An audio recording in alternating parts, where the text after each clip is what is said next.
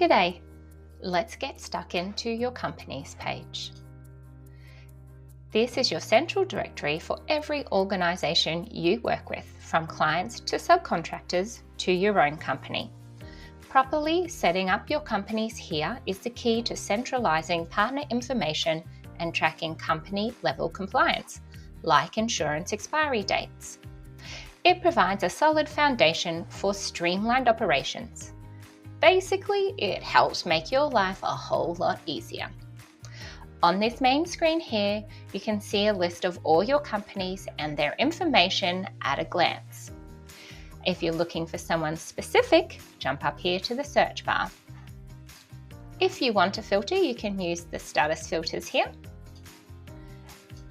And if you would like to use the icons on the left, we've got Edit, Delete, which we won't do, and View the company's profile. If you need to add another company, you'll do that with the little plus icon, fill in the necessary steps and click Save.